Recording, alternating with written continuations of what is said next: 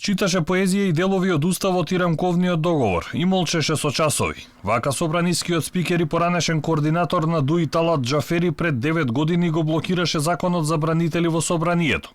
За разлика од сега, кога и забележува на опозицијата дека е неконструктивна и дека присуствува само на седници кои одговараат, тој во 2012-та не бираше средства за обструкции.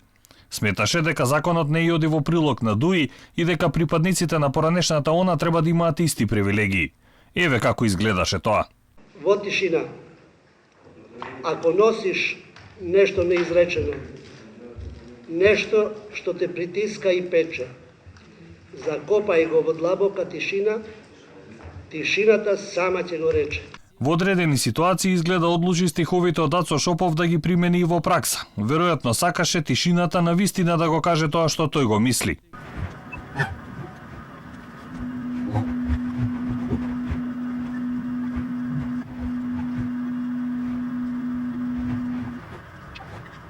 За разлика од тогаш, сега на Џафери времето му е драгоцено. Опозицијата го замајувала со месеци, но повторно право на говор со часови има тој. Ма море 100 сати ќе зборам.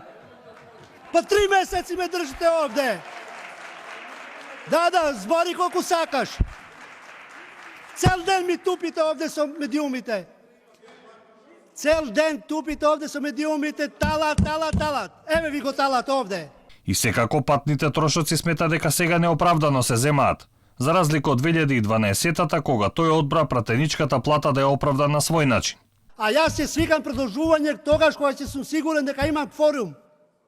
А кворумот дали ќе го прави само мнозинство кога ќе се оздрават пратениците или ќе се реши и дел од опозицијата да учествува во кворумот за да овозможи оно што е интерес на граѓаните, тоа е више ваша одлука, не е моја. Ја не можам да ме викам секој ден овде да плаќам по 100 патни трошкови, а на седница да имам 50 пратеници. Во меѓувреме, Џафери за утре повторно ја закажа 36-та седница на која ќе треба да се усвои петиот пакет мерки за помош на граѓаните и компаниите.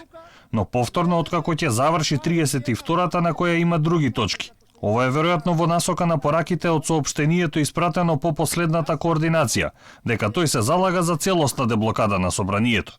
Иако револтот на граѓаните и фирмите кои со месеци не земале плата е се поголем.